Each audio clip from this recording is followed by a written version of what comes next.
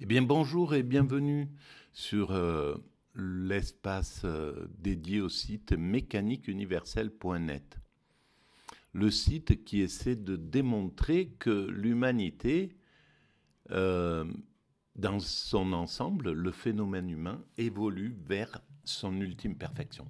On construit, tout être humain qui apparaît sur cette terre donne la totalité de son existence à une œuvre qui le dépasse et pour l'instant que l'humanité dans sa généralité ignore,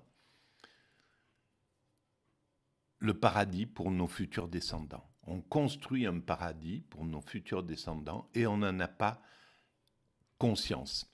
Mais on arrive au moment de l'évolution de l'humanité où cette prise de conscience est très proche.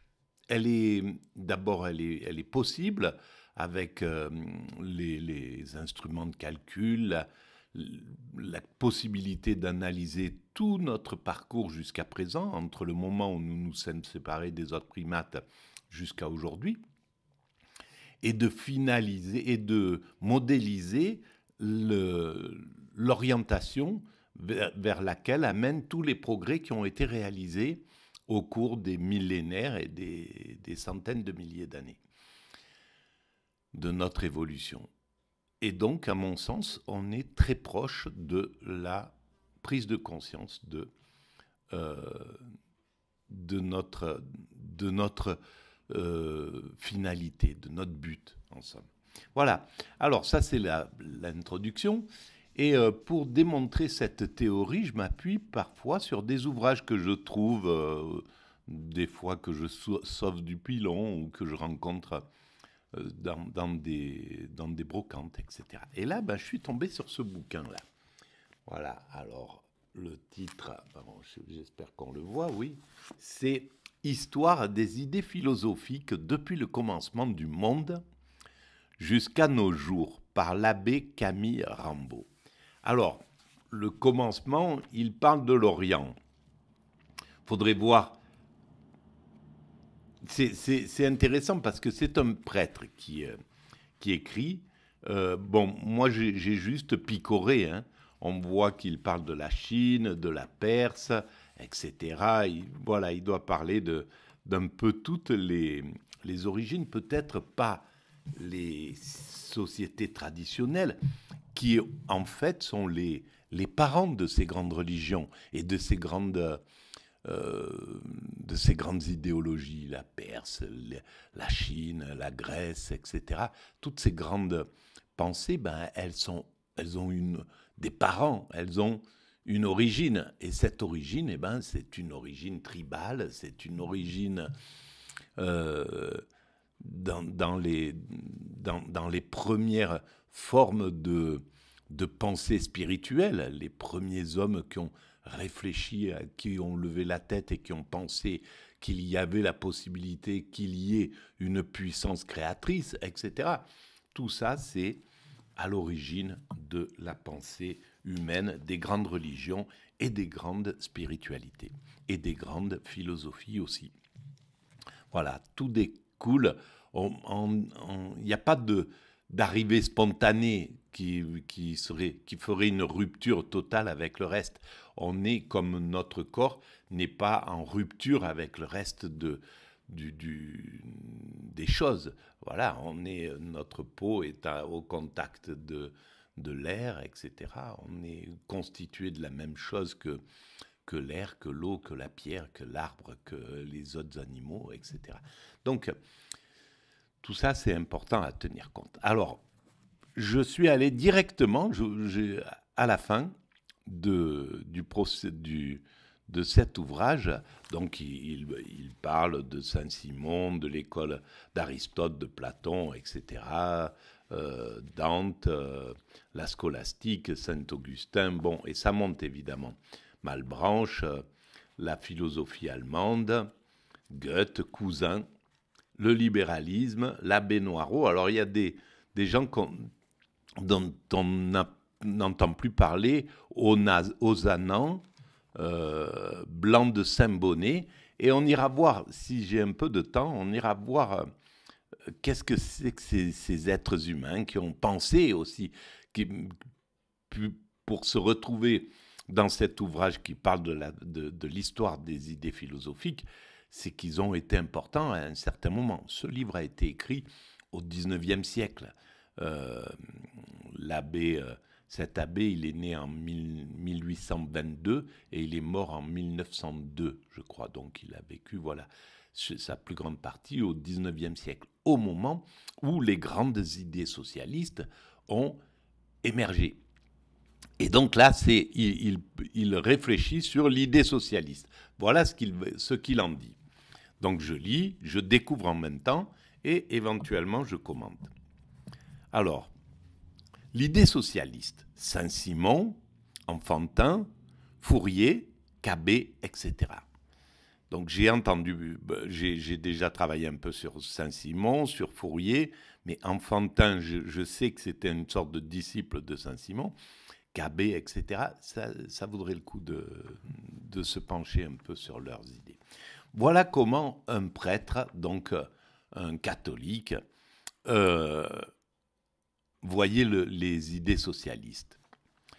Nous venons de nous élever bien haut à la suite des hommes qui, dans ce siècle, ont le mieux compris que les satisfactions que l'on peut trouver ici-bas ne sont pas le but de la vie d'un être qui n'y fait qu'une si courte apparition, et dont l'âme est dévorée de tant de désirs et bouleversée par tant de passions. D'abord, c'est bien écrit, et puis voilà l'apport du christianisme, d'un prêtre, des prêtres, il y en a eu des millions tout au cours de l'aventure du christianisme, et la plupart avaient un vrai rapport avec les valeurs christiques. Faut le voir comme ça. Évidemment, il y en a qui ont commis des choses terribles, mais c'est l'infime minorité. Et c'est valable pour toutes les religions. Voilà, les imams ont véhiculé des idées magnifiques pour l'humanité. Les raves, les rabbins, de la même manière. Les moines tibétains, etc., etc. Nous céderions donc peut-être à la pensée de clore ici notre travail, s'il n'était de notre devoir de ne négliger aucune des manifestations de la pensée humaine. On voit que il prend des précautions parce qu'il sait qu'il va peut-être se faire un peu enguirlander par l'Église, qui ne veut pas entendre parler du communisme, du socialisme, de ces idées.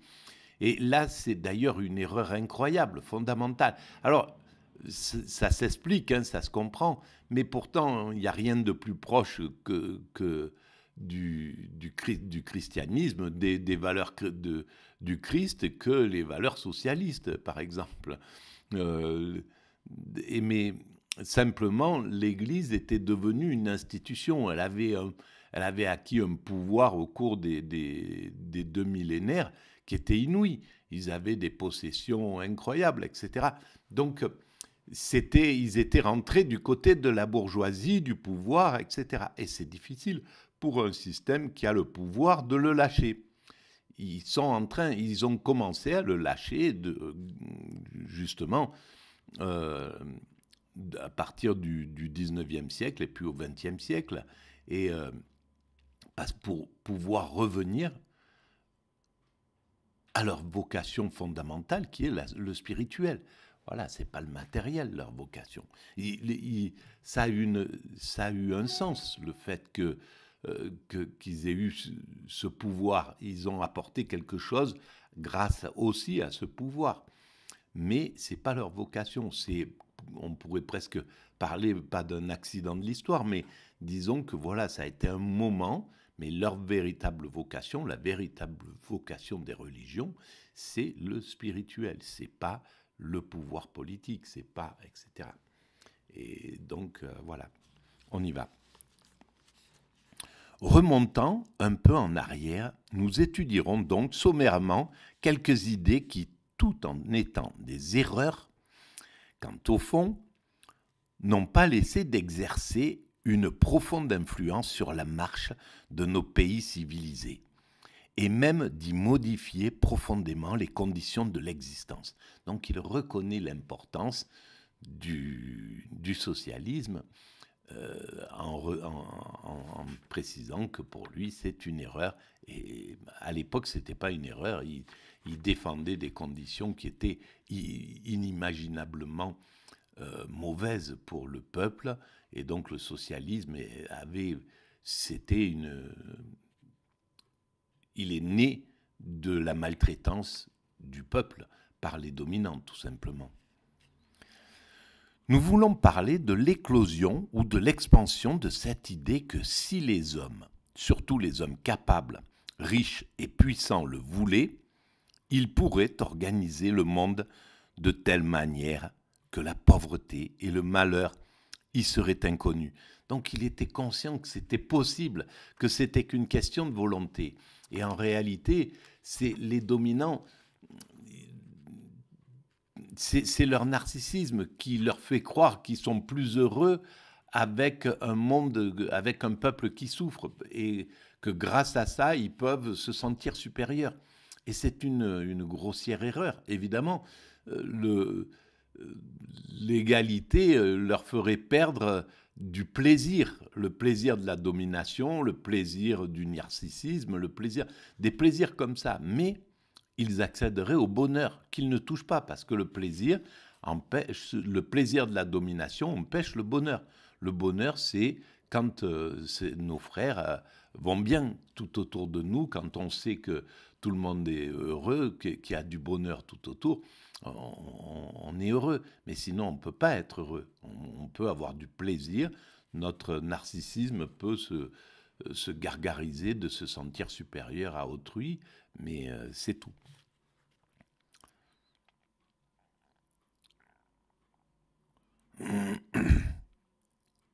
Donc, que la pauvreté et le malheur y seraient inconnus, que l'on ne verrait plus surgir ces manques de travail, ces abaissements de salaire, ces encombrements des emplois qui ne font plus de la vie qu'une lutte douloureuse contre des difficultés sans cesse renaissantes. Il parle comme les socialistes de l'époque, tout simplement. Au premier abord, il semble que cette idée ne devrait pas trouver place dans un livre consacré à la philosophie.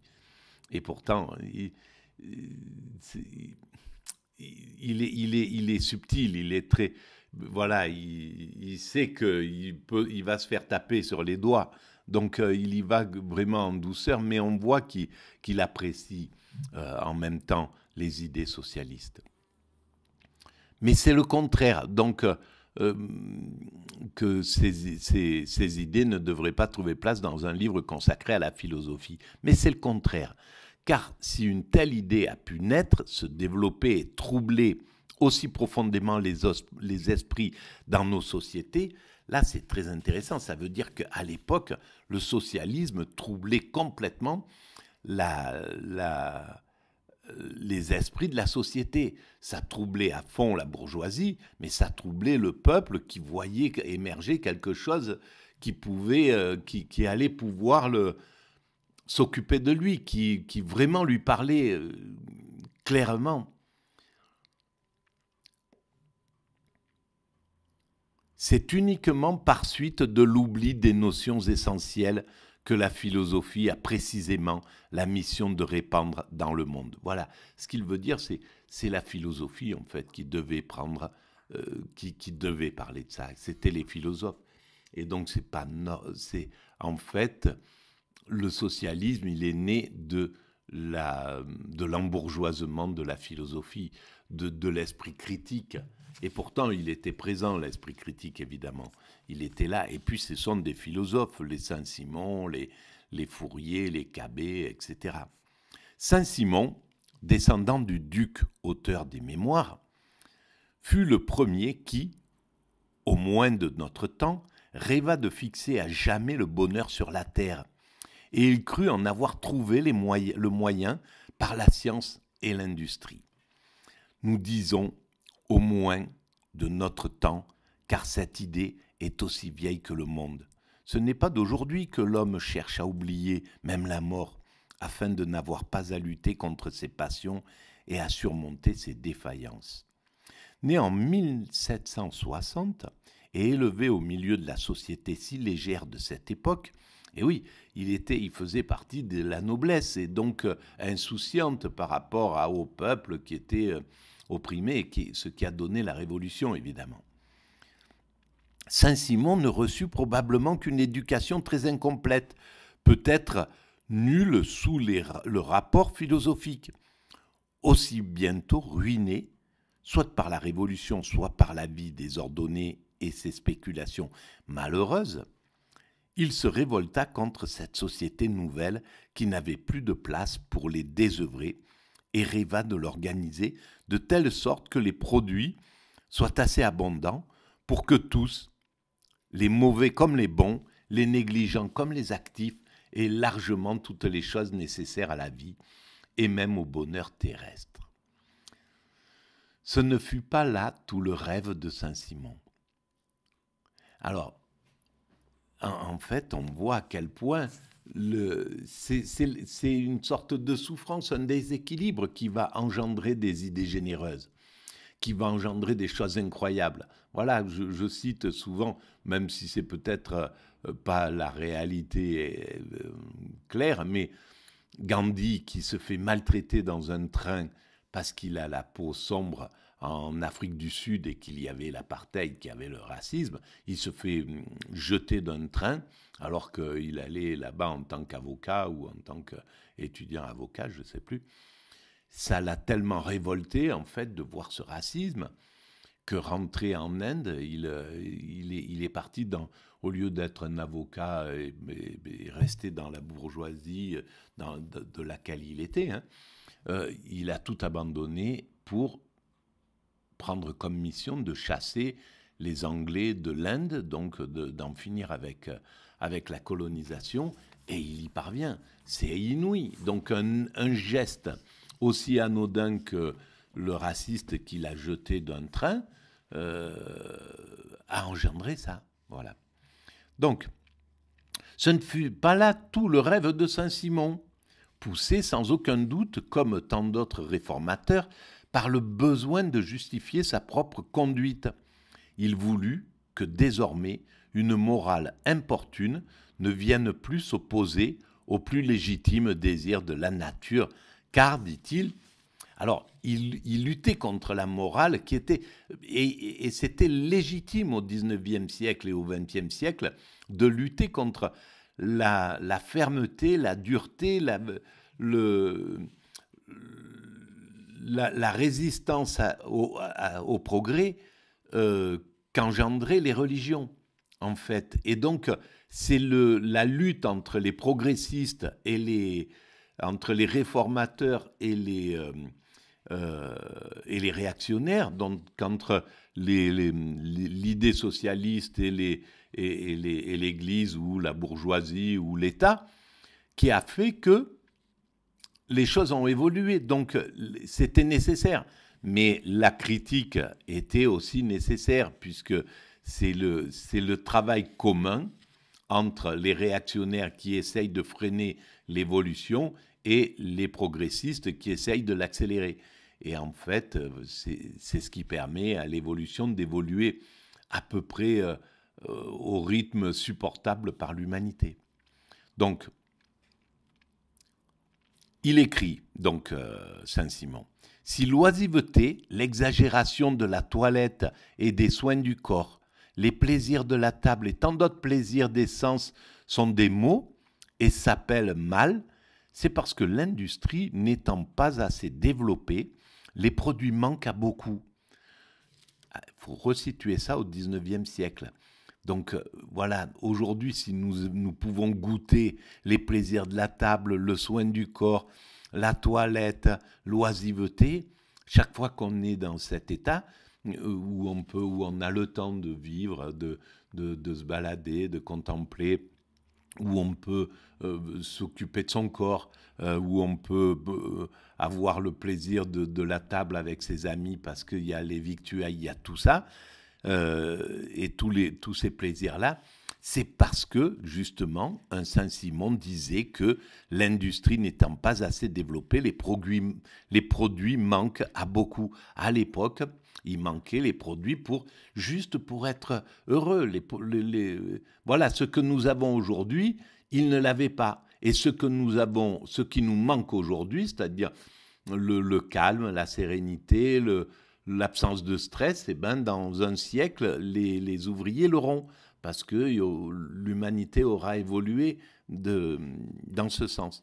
De sorte que ceux qui consomment trop, ils parlent des bourgeois, de la bourgeoisie, des riches, des nobles, prennent la part des autres.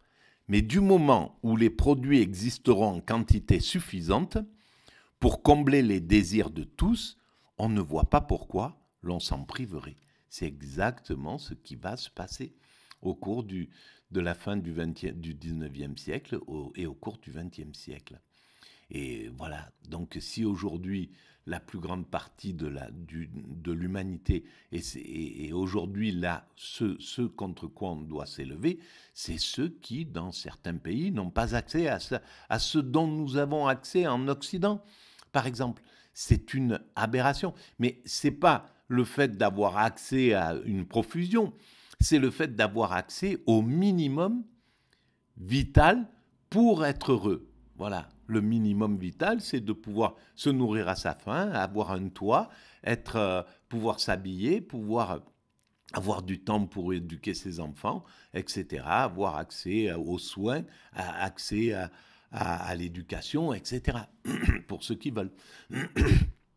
Et donc, ce minimum, on est apte à le donner, on est tout à fait apte. Et aujourd'hui, par exemple, le grand travail, c'est le salaire universel. Il est sur la route, il est sur la piste de notre évolution vers la perfection.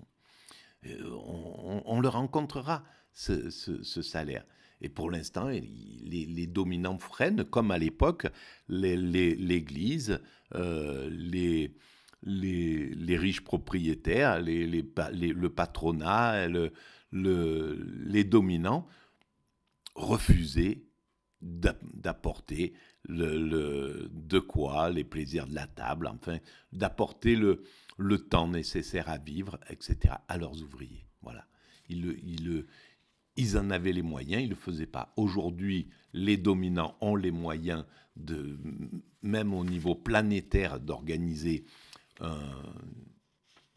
une façon d'exister qui serait le salaire universel pour l'ensemble, autant pour en Inde, sur tous les continents, en Afrique, en Europe, en Amérique, etc., en Asie, pour que de partout, les êtres humains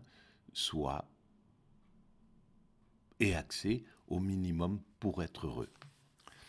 Aussi, dans la pensée de Saint-Simon, les industriels doivent-ils être considérés comme les hommes les plus utiles et même les seuls utiles à la société.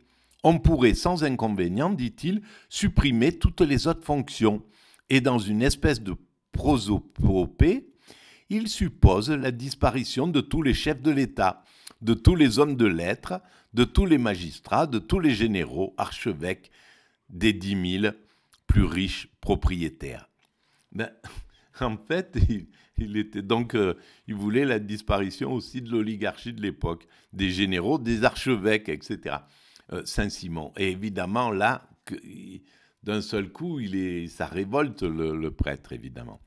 Qui perdrait la société, s'écrie-t-il? Rien. Qu'est-ce qu'elle y perdrait, la société? Rien. Autrement, en serait-il si elle perdait ses 50 premiers physiciens, ses 50 premiers chimistes, mathématiciens, peintres, sculpteurs, musiciens, mécaniciens, ingénieurs, architectes, mineurs, forgerons, maçons. Il faudrait à notre pays au moins une génération pour réparer ce malheur. Donc, il montre qu'il y a une partie qui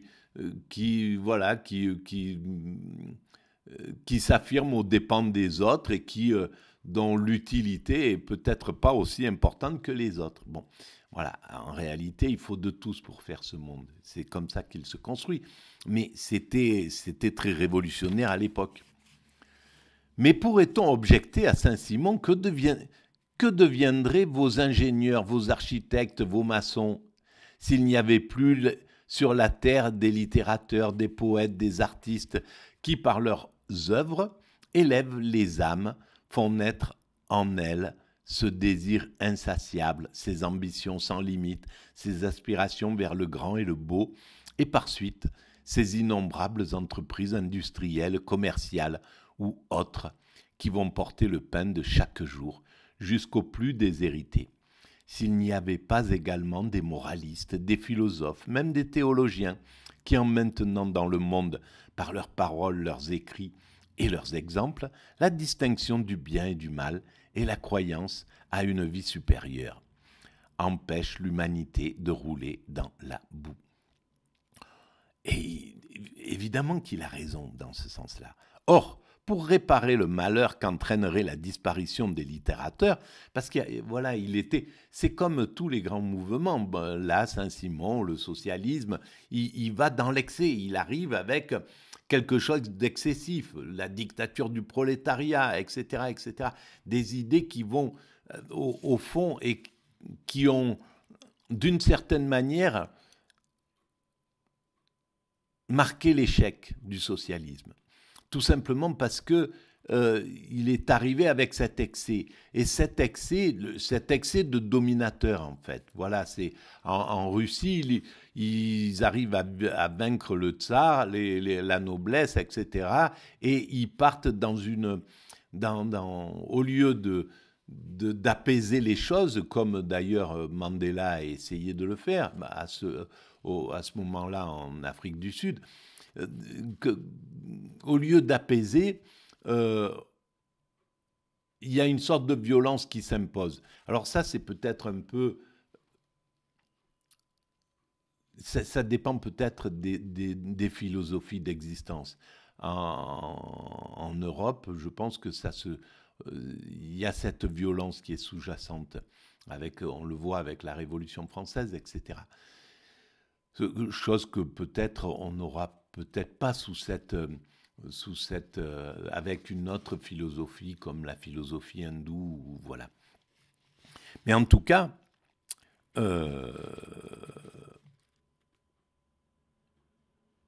voilà.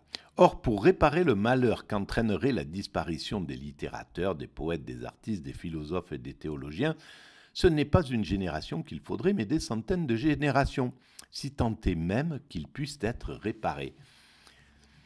Alors, et il y a un petit ung là. Il n'est certes pas inutile de faire cette remarque, car de notre temps, la pensée de Saint-Simon semble malheureusement se répandre de jour en jour davantage. Et oui, là, ils avaient le vent en poupe, là, le socialisme. On voit en effet les hommes les plus considérables et souvent les mieux intentionnés ne mettre plus qu'au second rang les études littéraires, les regarder même comme un simple objet de luxe pour faire prédominer dans l'enseignement les études mathématiques et scientifiques qui font les ingénieurs, les architectes, les chimistes, etc. Qu'exalte Saint-Simon. Et oui, et il n'y avait pas que lui, c'est la technologie, la mathématique, la raison voulait être totalement dominante, en fait, au lieu d'être dans un système inclusif. Le problème d'un système révolutionnaire, c'est qu'il est exclusif, il vient à la place de l'autre, comme dans la nature originelle, comme à nos origines, quand nous étions des primates naturels. Le prétendant qui veut renverser le dominant, il va le harceler jusqu'à ce que le dominant perde un peu d'énergie et le prétendant le remplace, il le chasse et il devient le dominant.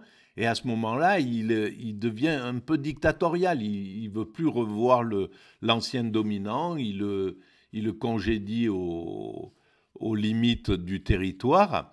Et puis, il faut que pendant un moment, il exclut, l'autre prend sa domination, il est dans une toute-puissance. Et puis, progressivement, il va accepter que l'ancien dominant revienne et il va y avoir réconciliation. Mais c'est le problème de l'humanité. On n'est pas encore capable de passer sur la réconciliation directe, tout de suite, sur une évolution, sur une révolution douce, sur un progrès qui ne bouleverse pas. Mais ça veut dire que les deux côtés doivent être aussi intelligents. Le dominant doit pouvoir dire, bon ben ok, je partage le pouvoir, et le prétendant dire, bon ben ok, je vais pas m'affirmer à ton dépens, on fait une transition douce. C'est très difficile ça. Or, quoique nous l'ayons déjà dit dans notre chapitre sur Ozanam, nous ne craindrons pas de répéter ici que l'abandon de l'étude sérieuse du latin et du grec serait pour notre pays le signal d'une décadence irrémédiable, non pas que le latin et le grec aient un emploi utile, mais parce que les étudier le meilleur peut être le seul moyen pour apprendre notre langue, en saisir toute la délicatesse et devenir ainsi capable de concevoir et d'exprimer les plus hautes, les plus nobles idées, et ceux qui plaident avec tant d'éloquence contre le latin et le grec oublient que c'est à l'étude de ces deux langues mères qu'ils doivent leurs éloquences. Et voilà, à l'époque, quand on voit ce qui se passait au XIXe siècle, là. Je continue. Le respect ou la particularisation de la propriété, dit encore Saint-Simon, deviendront également inutiles dès que chacun sera complètement assuré d'avoir tout ce qu'il voudra. Car si le tien et le mien existent, c'est parce que nous avons toujours peur de ne pas avoir assez pour nous. Il va jusqu'où, Saint-Simon? Non, c'est un peu long, donc je vais arrêter là. Je vais faire une autre vidéo derrière celle-ci. Voilà, je vous remercie pour cette écoute. Et puis, n'hésitez pas de laisser des commentaires, de mettre des avis si vous voulez, d'établir des liens avec votre propre espace, et puis d'aller visiter le site mécaniqueuniverselle.net où j'essaie de démontrer cette théorie. L'humanité va vers sa perfection. À très bientôt.